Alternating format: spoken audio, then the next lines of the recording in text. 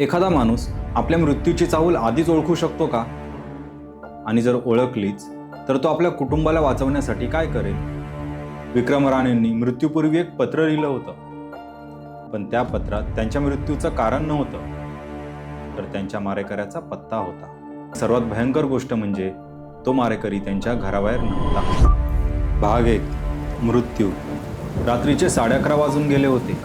कोकणातल्या त्या जुन्या राणे बंगल्यावर पावसाने अक्षरशः थैमान घातलं होतं. कौलांवर आदळणारा पावसाचा सततचा आवाज, मधूनच चमकणारी वीज आणि त्यानंतर येणारा कांठाळ्या बसवणारा गडगडाट. एवढ्या मोठ्या बंगल्यात त्या रात्री एक विचित्र शांतता होती. फक्त तळमजल्यावरच्या अभ्यासिकेत एक दिवा सुरू होता. विक्रम राणे अजून जागे होते. वय वर्ष 65. कोकणातील एक मोठं नाव. उद्योगपती, समाजसेवक आणि गावातल्या अनेकांसाठी आधार. नेहमीप्रमाणे झोपण्यापूर्वी काही वेळ वाचन करण्याची त्यांना सवय होती. टेबलावर पुस्तक उघडं होतं, बाजूला चष्मा ठेवलेला, पण त्या रात्री पानं पुढे सरकत नव्हती. विक्रम कित्येक मिनिटं एकाच पानाकडे पाहत होते. जणू त्यांचं लक्ष पुस्तकात नव्हतंच. त्यांनी हळूच मान वर केली. अभ्यासिकेच्या बंद दरवाजाकडे पाहिलं. काही क्षण फक्त तोच पावसाचा आवाज. मग त्यांनी खोल श्वास घेतला आणि पुन्हा पुस्तकाकडे पाहण्याचा प्रयत्न केला. अचानक त्यांच्या चेहऱ्यावर हलकीशी वेदनेची रेष उमटली. त्यांचा हात छातीकडे गेला. श्वास जड झाला. टेबलावरचा चष्मा पकडण्याचा त्यांनी प्रयत्न केला, पण हात थरथरत होता. त्याचवेळी वरच्या मजल्यावरून अनन्या खाली येत होती. तिला अभ्यासिकेचा दिवा दिसला. ती दरवाजाजवळ आली. बाबा, अजून झोपला नाहीत? उत्तर आलं नाही. तिने पुन्हा आवाज दिला, बाबा. तरीही शांतता.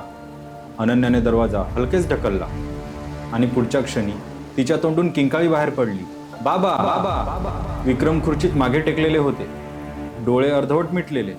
एक हात छातीवर आणि दुसरा हात खुर्चीच्या बाजूला निश्चल लटकलेला. त्यांच्या पायाजवळ चष्मा पडला होता. अनन्या त्यांच्याजवळ धावत गेली. बाबा. तिने त्यांच्या खांद्याला हात लावला. बाबा, ऐकू येतंय ना? कसलाही प्रतिसाद नव्हता. शंकर काका, ती जोरात ओरडली. शंकर काका, लवकर या. घरात धावपळ सुरू झाली. जुना नोकर शंकर धावत आत आला. त्याच्या मागोमाग इतर नोकर पण आले. आत्ताच्या आत्ता डॉक्टरांना फोन करा. अनन्याचा आवाज थरथरत होता. 15 मिनिटात गावातले डॉक्टर कुलकर्णी बंगल्यावर पोहोचले. त्यांनी विक्रमांची नाडी तपासली, छाती ऐकली, डोळ्यांच्या बुबुळांची प्रतिक्रिया पाहिली. अनन्या त्यांच्या चेहऱ्याकडे आशेने पाहत होती. डॉक्टर काही क्षण काहीच बोलले नाहीत. मग त्यांनी स्टेथोस्कोप बाजूला ठेवला आणि अत्यंत शांत आवाजात म्हणाले, अनन्या, मला वाईट वाटतं. ती त्यांच्याकडे पाहतच राहिली. डॉक्टर म्हणाले, विक्रम साहेब गेले आहेत. अनन्याच्या चेहऱ्यावरचे भाव क्षणात बदलले. नाही.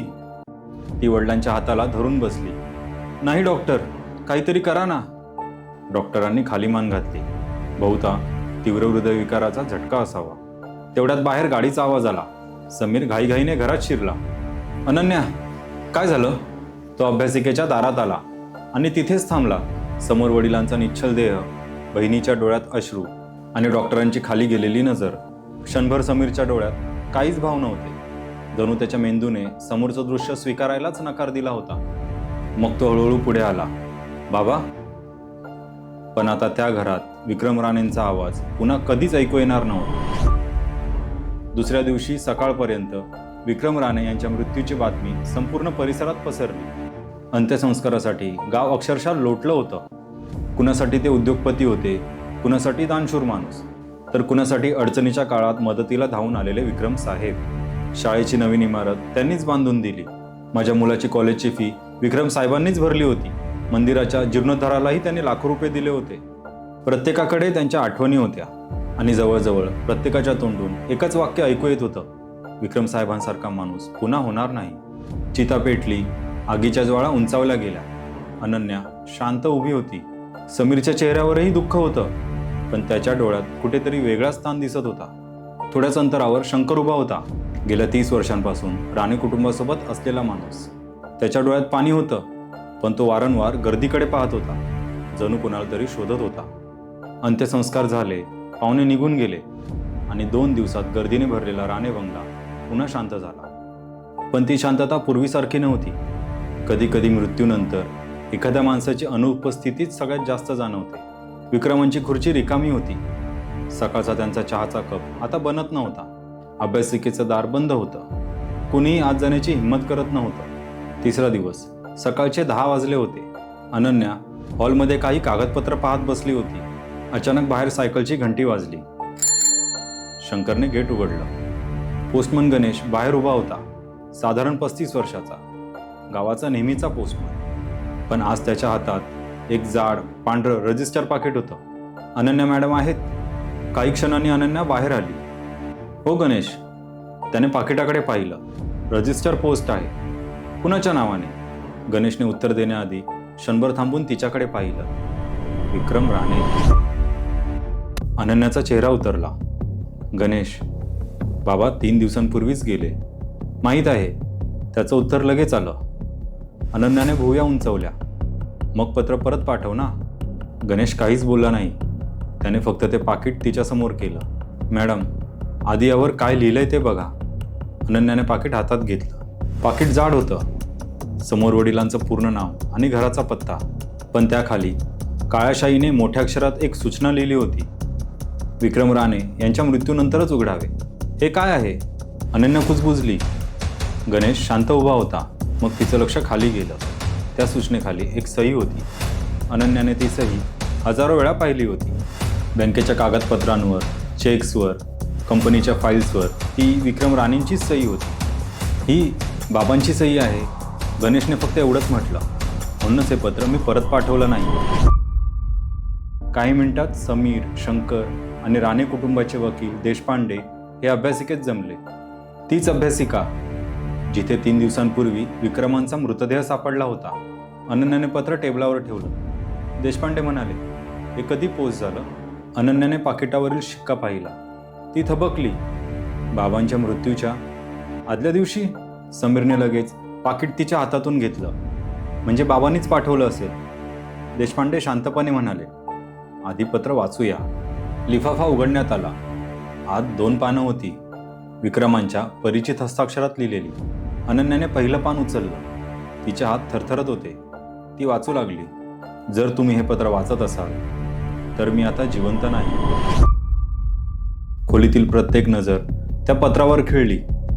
अनन्याने पुढची ओळ वाचली.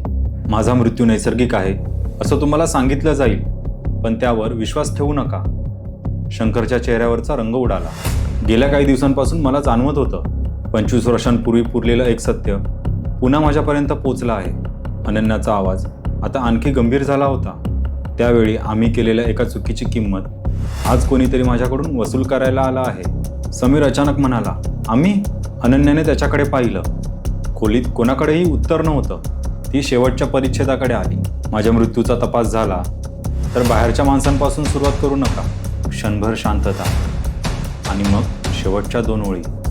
ज्या माणसापासून मला सगळ्यात जास्त धोका आहे तो राणे बंगल्यातच आहे. अनन्याच्या हातातून पत्र निसटलं. जमिनीवर पडलं. कोणीही काहीही बोललं नाही. पावसाचा आवाज पुन्हा स्पष्ट ऐकू येऊ लागला. अनन्याने हळूहळू खोलीतल्या प्रत्येकाकडे पाहिलं. समीर, शंकर, वकील देशपांडे आणि मग त्या बंद दरवाजाकडे. त्या एका पत्राने विक्रम राणेंच्या मृत्यूचं दुःख क्षणात एका संशयात बदललं होतं. संध्याकाळी पोलिसांना माहिती देण्यात आली. केस इन्स्पेक्टर अद्वैत पाटील यांच्याकडे आली. अद्वैत अभ्यासिकेत शांतपणे उभा होता. समोर तेच पत्र, लिफाफा, पोस्टाचा शिक्का आणि विक्रमांची सही. तो काही वेळ काहीच बोलला नाही. त्याने आधी पत्र पाहिलं, मग पाकिट, मग विक्रम बसायच्या त्या खुर्चीकडे त्याने नजर टाकली. समीर अस्वस्थ होऊन म्हणाला, ऑफिसर, बाबांनी स्वतः लिहिलंय ते. अद्वैतने त्याच्याकडे पाहिलं. कदाचित म्हणजे? अद्वैतने पत्र पुन्हा हातात घेतलं. तुमच्या वडिलांचा मृत्यू रात्री साधारण 11:30च्या आसपास झाला. अद्वैतने पोस्टाचा शिक्का दाखवला.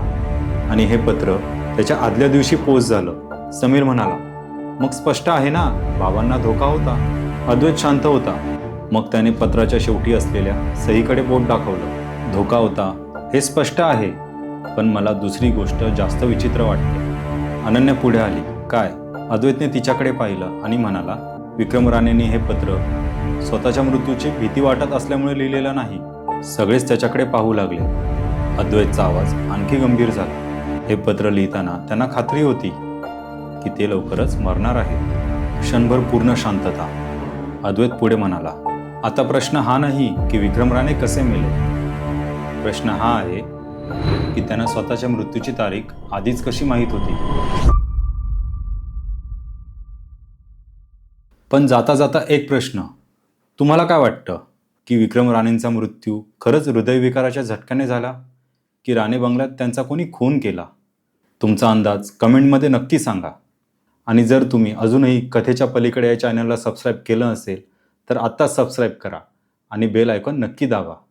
कारण विक्रम राणेंच्या मृत्यूचं रहस्य आत्ताच सुरू झालंय आणि पुढच्या भागात पहिला संशयित समोर येणार आहे.